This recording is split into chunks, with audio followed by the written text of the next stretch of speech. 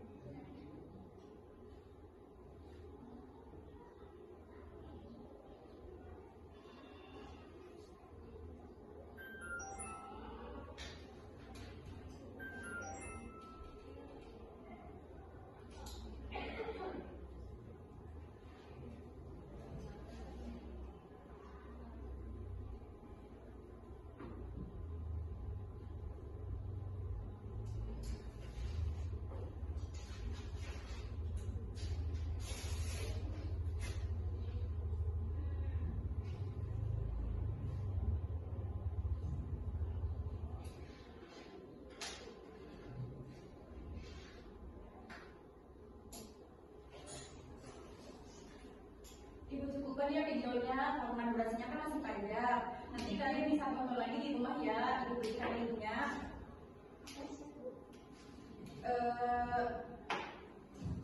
Hari ini kita langsung ke pembelajaran yaitu tentang teks narasi. Siapa di sini yang tahu tentang teks narasi? Ada yang tahu? Tidak, Bu. Tidak? Belum pernah Baiklah, dijelaskan. Jadi, teks narasi itu adalah sebuah teks yang menceritakan sebuah peristiwa secara menentukan dan bisa berupa fiksi, imajinasi, atau non-fiksi. Nah, tujuan dan manfaatnya itu apa sih? Yang pertama, tujuannya itu dibuat untuk menyampaikan informasi, memberikan pengetahuan, dan sebagai hiburan bagi pembaca atau pendengarnya. Lalu teks narasi juga digunakan untuk menggambarkan suatu peristiwa, pengalaman, maupun gagasan kepada orang lain secara rinci berdasarkan perkembangan dari waktu ke waktu. Ada ciri-ciri dari teks narasi. Yang pertama itu menceritakan menceritakan peristiwa atau pengalaman penulisnya. Pasti ya, itu tentu teks narasi itu ada beberapa yang menceritakan pengalaman atau peristiwa yang dialami penulisnya. Lalu ada kejadian atau peristiwa yang diceritakan dalam teks narasi itu benar-benar terjadi atau emang itu hanya imajinasi sang penulis gitu. Lalu ada juga berdasarkan pada konflik. Jadi teks narasi itu pasti mempunyai konflik. Ada juga mempunyai nilai estetika. Apa itu? Jadi mempunyai nilai estetika itu ceritanya itu sangat indah gitu. Jadi kita sebagai pembaca itu mampu terbawa suasana ke dalam teks yang diceritakan. Yang terakhir itu harus disusun secara kronologis. Jadi bagaimana dari awal teks itu sampai akhir cerita. Jadi harus disusun secara kronologis. Lalu ada struktur teks. Apa saja struktur teks narasi? Yang pertama itu ada orientasi. Jadi orientasi itu adalah tahap pengenalan sebuah cerita, di mana di tahap pengenalan itu ada dikenalkan tokoh, latar tempat atau latar waktu. Lalu ada juga komplikasi. Komplikasi itu adalah tahap pengenalan sebuah masalah. Dan jadi urutannya itu orientasi, lalu ada komplikasi, turun lagi resolusi, dan terakhir ada pada. Nah, yang resolusi ini itu adalah jadi tahap pemecahan masalah pada komplikasi. Setelah resolusi itu ada pada. Nah, tahap ini biasanya itu ditandai dengan adanya sebuah amanat atau pesan moral yang ingin disampaikan penulis kepada kita. Pada juga tidak sifat itu tidak wajib ya, tidak wajib harus ada. Lalu ada unsur-unsur teks narasi. Yang pertama itu ada tema. Ibu boleh minta tolong nggak ya kalau membacain dong tema itu apa? Yang mana itu? Yang Mutiara.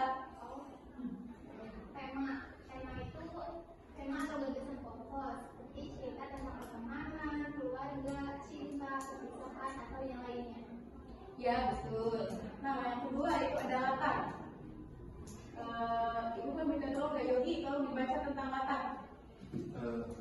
Latar atau informasi tentang tempat terjadi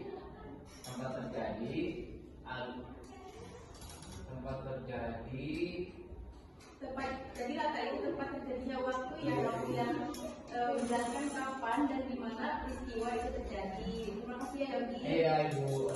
Lalu yang ketiga itu ada alur atau penyampaian peristiwa dalam cerita. Nah alur ini bisa jadi alur maju, alur mundur maupun bisa juga maju mundur. Maju mundur saya lakukan ini ya. Iya nih. Lalu ada tokoh atau karakter yang ada dalam cerita. Biasanya ada tokoh utama atau protagonis. Jadi lawan tokoh utama itu ada antagonis dan juga ada tokoh tengah atau tritagonis. Yang terakhir itu ada sudut pandang atau arah pandangan dan penyampaian yang digunakan penulis. Jadi biasanya itu dalam teks cerita itu menggunakan sudut pandang orang pertama yang berarti namanya saya atau aku. Nah ada jenis-jenis teks. Yang pertama itu ada teks narasi ekspositoris atau yang berisi informatif seperti yang tadi kita tonton ya, itu ada biografi Ki Hajar Dewantara yang menjelaskan perjalanan hidupnya sebagai tokoh pendidikan nasional. Lalu ada narasi artistik, yaitu jenis narasi yang memiliki sifat fiksi atau non-fiksi. Umumnya menceritakan sebuah kisah dengan tujuan atau menghibur dan memberikan pengalaman yang indah bagi pembaca atau pendengar. Contohnya itu pada novel. Misalnya yang Ibu contohkan ini ada novel Siti Nurbaya karyanya Mala Rusli yang memadukan kisah cinta dan kritik sosial. Yang ketiga itu ada narasi sugestif. Teks narasi yang dibuat untuk menyampaikan maksud, bisa menyampaikan amalan tersembunyi pada pembaca ataupun pendengar. Contohnya ada cerpen atau cerita pendek yang menceritakan seorang anak yang durhaka pada ibunya, lalu dikutuk menjadi batu. Ada yang mau menambahkan contoh yang lain? Teks yang menjadi sugestif? Tanggungan perahu Bu. Ya bisa. Perahu. Aku yang bisa. Batu menangis. Bisa. Ya. Bisa Bu. Bisa. Ya. Mohon maaf ya. Lalu ada langkah-langkah menulis teks narasi. Yang pertama itu menentukan tujuan. Yang kedua ada menentukan jenis deklarasi. Yang ketiga ada memilih gagasan. Yang keempat mengembangkan gagasan. Yang kelima menyusun teks. Dan yang keenam tentu harus menentukan judulnya. Bisa juga, bisa Bu, gimana sih kalau misal judul dulu bisa. Jadi yang pertama itu kita harus menentukan tujuan. Nah, tujuan kita menulis teks narasi itu untuk apa sih? Misalnya untuk memberikan informasi kepada orang lain, atau misal untuk berbagi pengalaman kita sendiri. Bisa. Yang kedua itu ada menentukan jenis teks narasi. Tadi sudah dijelaskan juga ya oleh Ibu, jenis teks narasi itu ada 3. Nah, kita tentukan jenisnya mau yang mana, apakah seperti yang cerita-cerita sugesti, maling kunda, atau seperti cerita ekspositoris yang kehadiran dewasa gitu, atau inspiratif. Lalu ada yang terakhir itu jenisnya seperti jenis pengalaman kita sendiri gitu, atau imajinasi. Nah, yang ketiga itu ada memilih gagasan. Misalnya di depan kita Bu, saya mau menulis tentang hari pertama masuk sekolah, bisa. Gagasannya kan sudah ada, tapi jadi kita tinggal mengembangkan gagasan hari pertama masuk sekolah itu seperti apa ke dalam tulisan. Yang keempat menyusun teks. Nah, dalam menyusun teks tentu harus sesuai dengan kaidah kebahasaan ya, kebahasaan teks narasi itu yang padu. Yang terakhir itu bisa menentukan judul. Jadi nanti judulnya bisa kita sebutkan hari pertama di sekolah, atau bisa hari pertama sebagai siswa di sekolah apa gitu ya misal. Sekian ini materi dari Ibu. Nanti Ibu punya sebuah tugas yaitu tentang teks narasi. Kalian bisa memilih nanti membagikan yang Ibu keliling. Namun ini secara acak akan dibagikan. Nah, nanti tugasnya kalian membuat teks narasi secara singkat aja, minimalnya 3 paragraf. Bisa? Bisa Bu. Ya Bu. Dibagikan ya. Iya Bu.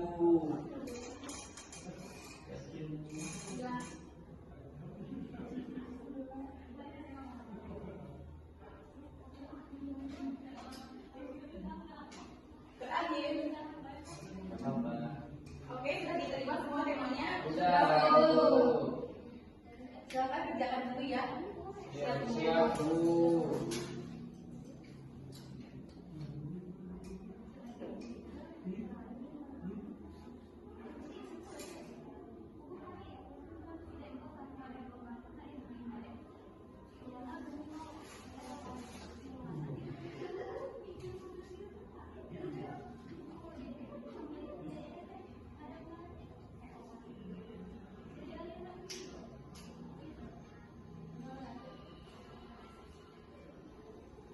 Ini kalian bisa lihat ya, jadi titiknya ada di sini.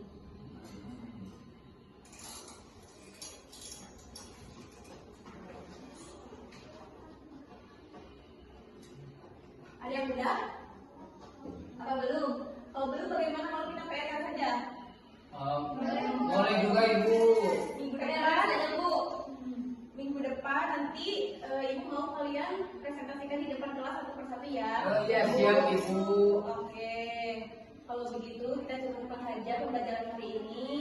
Kurang lebihnya mohon maaf. Mohon maaf dari Ibu bila Ibu menyinggung hati kalian.